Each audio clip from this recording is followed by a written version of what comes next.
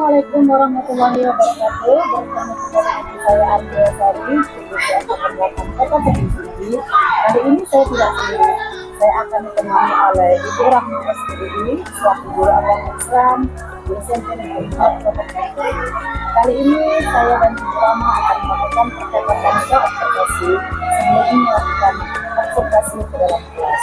Assalamualaikum Bu Rahma. Waalaikumsalam Ibu Maya. Gimana kabarnya Bu Rahma hari ini? Alhamdulillah baik. Alhamdulillah, kelihatan ya Bu Rahma wajahnya ceria. Jadi saya yakin Bu Rahma hari ini dalam keadaan sehat. Gimana Bu Rahma?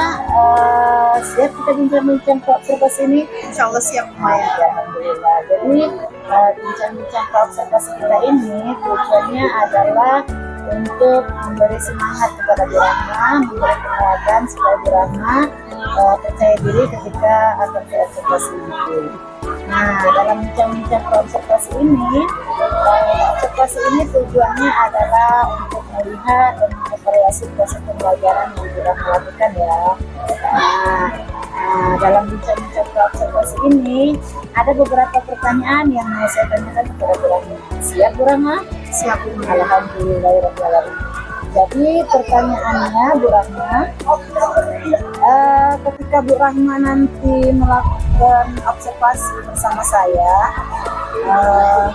dalam proses pembelajaran ini, tujuan pembelajaran apa yang mau Ibu angkat dalam pembelajaran kali ini? Ya Bu Maya, di pembelajaran saya kali ini sesuai dengan yang tertera di RPP saya akan menjelaskan pengertian jujur dan dalilnya dengan benar serta mengidentifikasi bentuk sikap jujur dalam kehidupan saya. Oke, baik. Jadi ada dua ya Bu ya, tujuan pembelajaran yang diangkat. Semoga tujuan pembelajaran ini dapat tercapai ya Bu ya. Terkait dengan tujuan pembelajaran tadi, rancangan pembelajaran apa yang mau Ibu buat saat kita melakukan supervisi? Saya akan menggunakan rancangan pembelajaran problem based learning yang nantinya saya akan menggunakan dengan alat bantu praga itu dengan metode diskusi yang nantinya anak-anak akan saya bagi dengan beberapa kelompok dengan masing-masing gaya belajar, yaitu gaya belajar audio, visual, dan kinesthetik. Oke, baik ya Bu ya. Sebelumnya sudah dilakukan asesmen ya Bu ya? Sudah.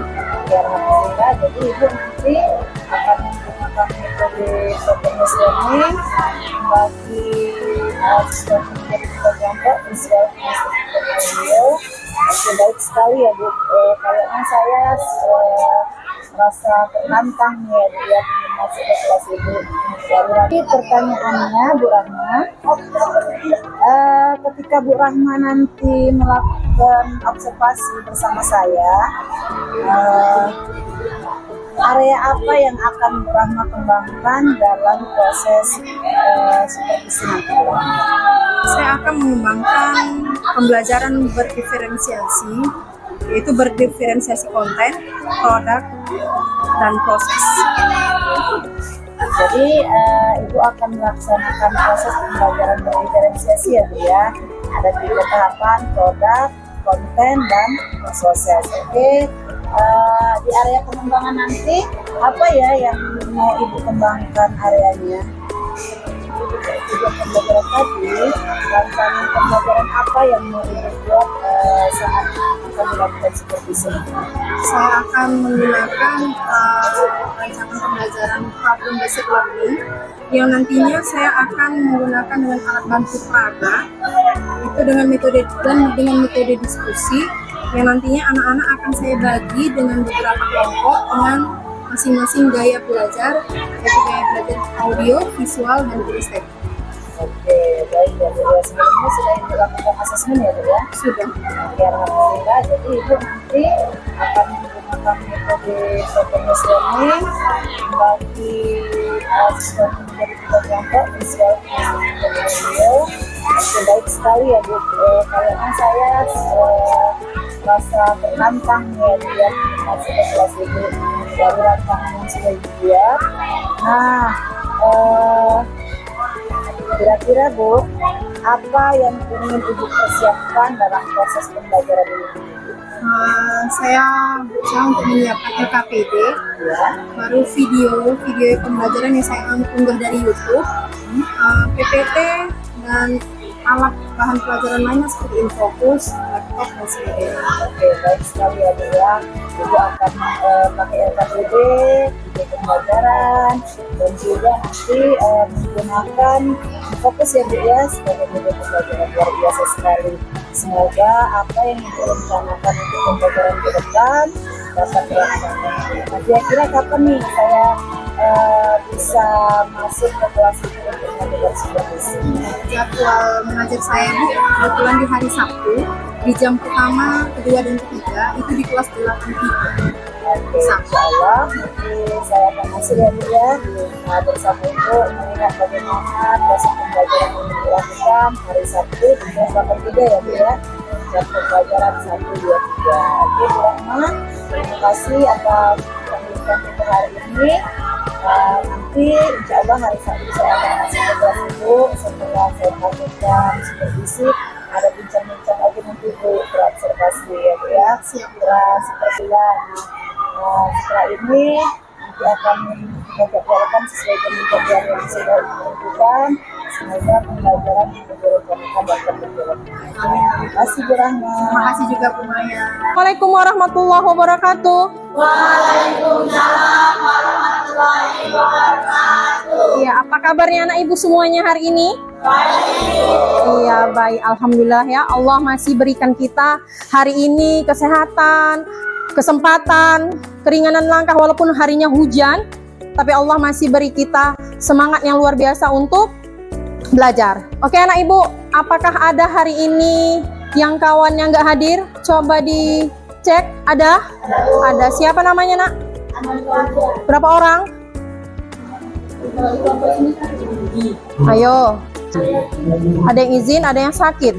Gitu. Oke, untuk yang kawan kita yang sakit kita doakan sama-sama.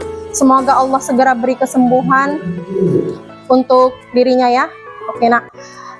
Sebelum memulai pelajaran, seperti biasa kita berdoa dulu kepada Allah. Semoga Allah ridho dengan apa yang kita kerjakan hari ini, menjadi amal jariah terbaik di hadapan Allah kelak nantinya. Kita mulai dari lafaz ta'awud. A'udzubillahi minasyaitonirrajim. Ayo nak.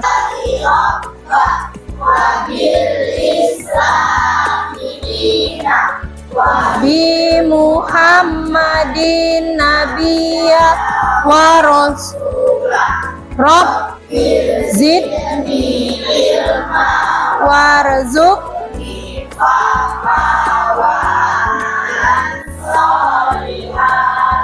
amin. Oke, anak ibu, sebelum kita memulai pelajaran, kita speaking sebentar.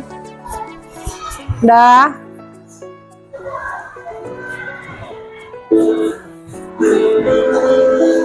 Oke, anak ibu, seluruhnya pejamkan mata kalian. Pejamkan mata kalian.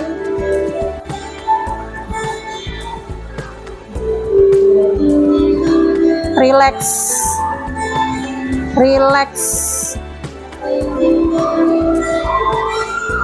Relaxlah. Tarik nafas dari hidung, buanglah dari mulut. Tarik nafas kembali, buang dari mulut. Tarik nafas, buang kembali. Beri semangat untuk diri, tanamkan dalam hati, janji dalam hati, ingin memberi yang terbaik untuk diri sendiri dan orang tua. Lagi dari hari kemarin, rasakan kesuksesan itu hadir sama kalian.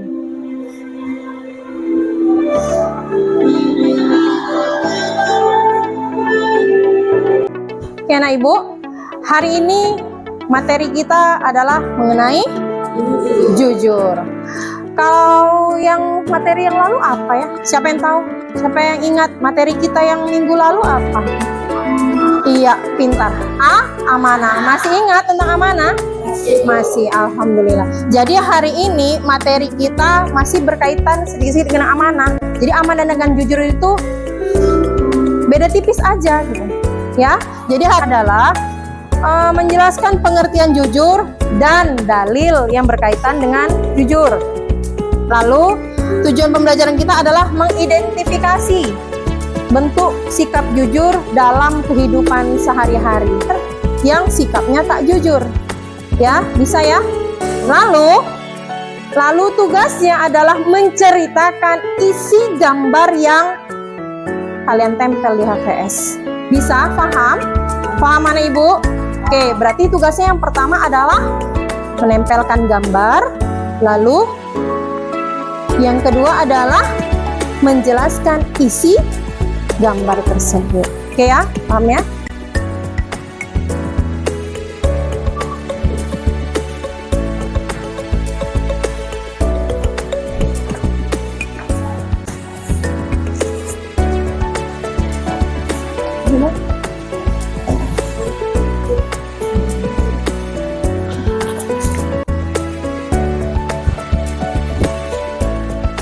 HPS-nya yang jujur satu, yang nggak jujur satu gitu aja. Yang HPS-nya tambah satu lagi.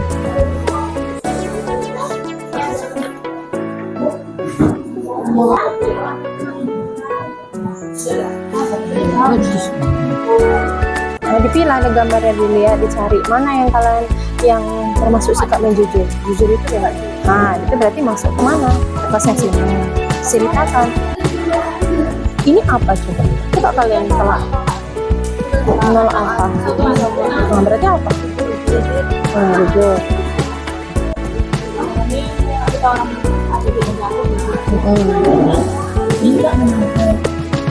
Nah, ya udah. Lalu apa tugasnya?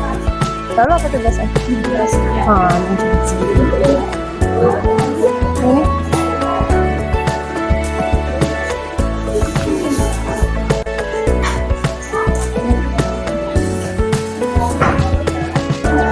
Assalamualaikum warahmatullahi wabarakatuh. Kami dari kelompok 2 ingin mempresentasikan hasil diskusi kami yang berjudul Jujur. Saya Safa Nilita Rapija, ini teman saya Amanda, Yola, Safa, dan Faldi. Prestasi kami akan dibacakan oleh Yola. Jadi di sini ada gambar yang sikapnya jujur. Gambar pertama adalah gambar dari titipan seseorang. Dia menyampaikan titipan itu kepada orang tersebut. Itu termasuk sikap jujur ya. Dan yang kedua adalah gambar menyerahkan zakat. Ini termasuk perilaku yang jujur karena dia telah menyalurkan zakat. Dan yang gambar ketiga adalah perilaku jujur. Di sini siswa sedang ujian dan tidak ada yang mencontek. Gambar keempat, perilaku jujur yang tidak mau menerima sogokan untuk berbuat jahat. Dan yang gambar kelima ini merupakan jujur karena di sini uangnya jatuh. Dia memberitahu kepada temannya. Itu termasuk perilaku yang jujur. Dan gambar yang terakhir, gambar yang jujur. Karena dia tidak menyontek. Itu termasuk perbuatan yang jujur. Dan ini gambar terakhir yang sikap tidak jujur. Dalam ujian dia mencontek dan tidak jujur. Itulah hasil dari presentasi kami. Jika ada kesalahan dalam Sekian presentasi dari kami. Kalau ada salah mohon dimaafkan. Sekian dari kami. Assalamualaikum.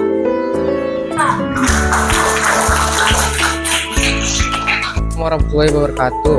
Kami dari kelompok 1 ingin mempresentasikan hasil diskusi kami. Kelompok kami terdiri dari saya, Abiyu, Rizky, Rara, Dina, dan Dira. Diskusi kami akan dipresentasikan oleh Dina. Contoh kejujuran kepada Allah.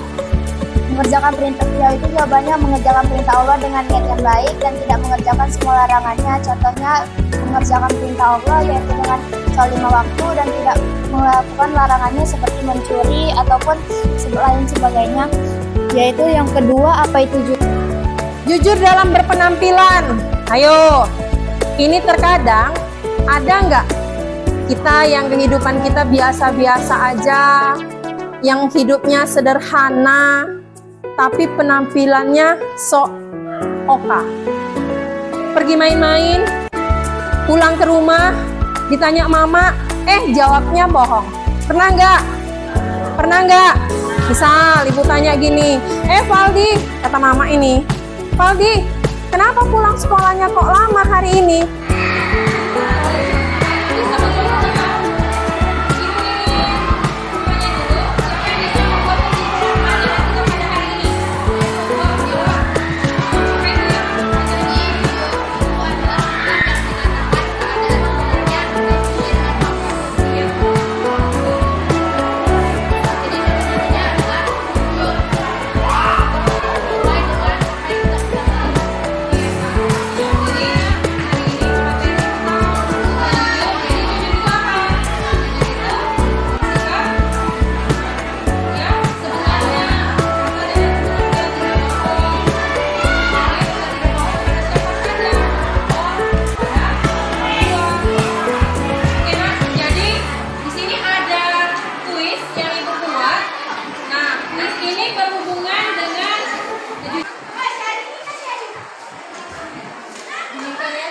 Checklist, Bang.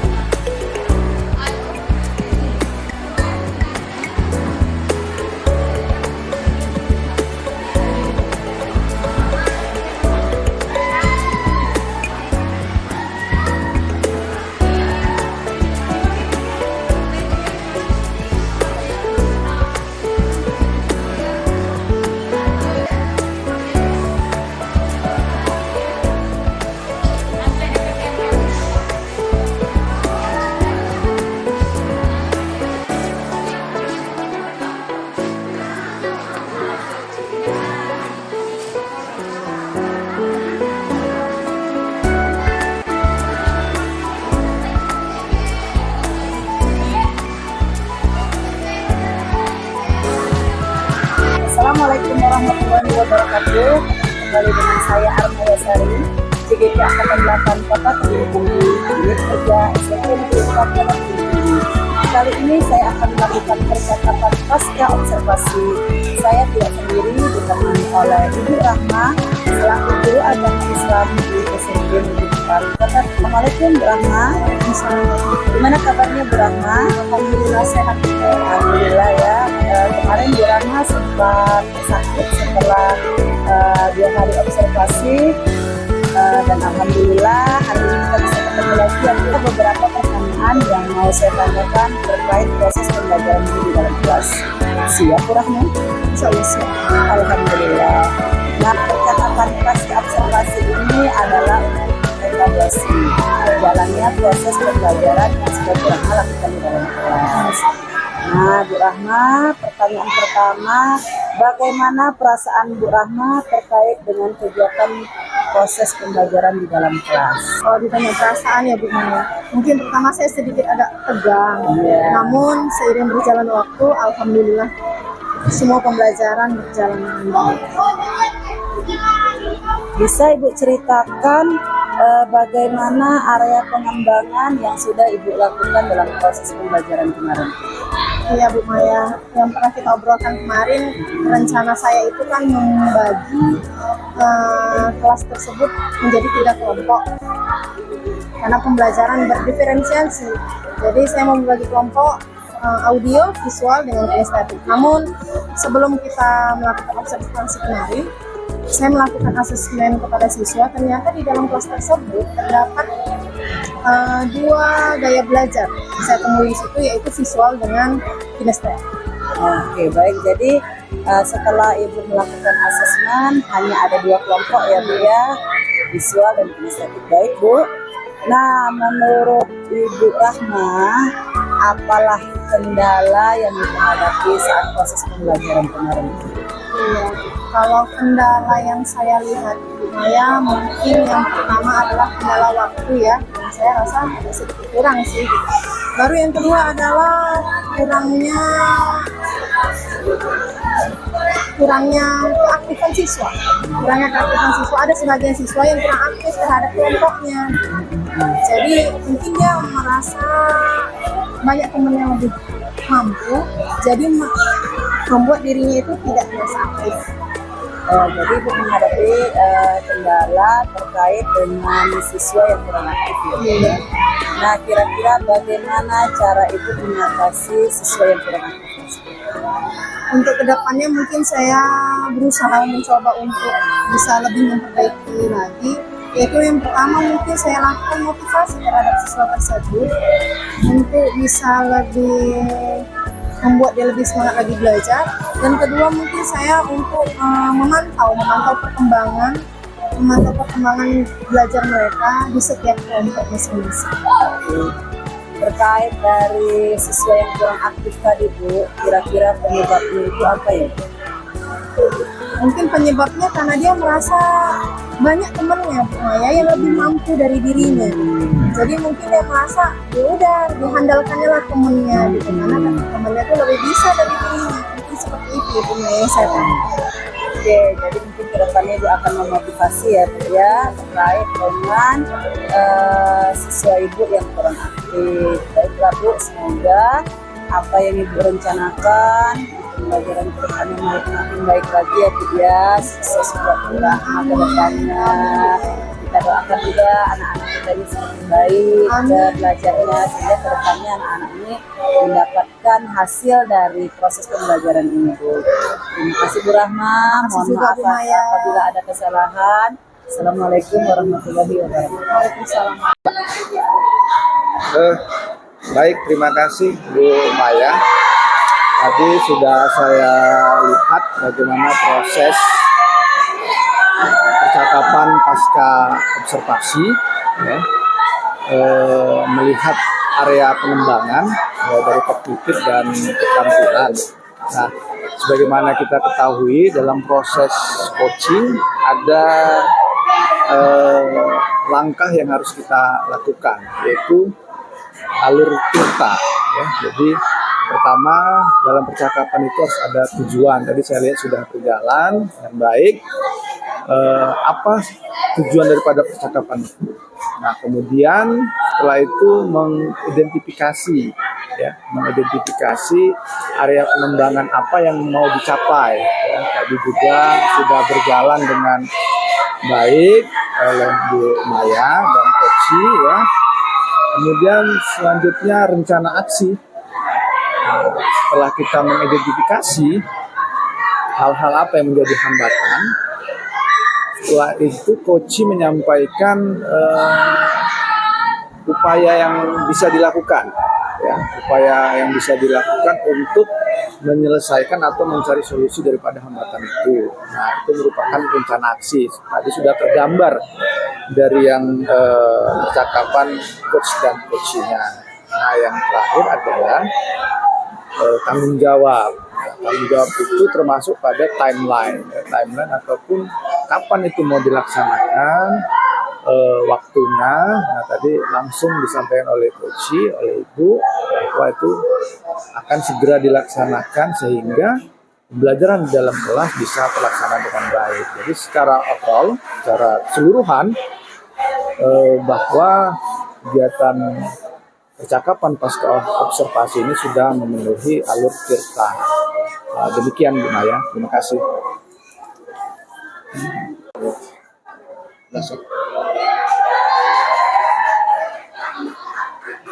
Foto kita Bu. Iya Pak, ntar. Mana suaranya?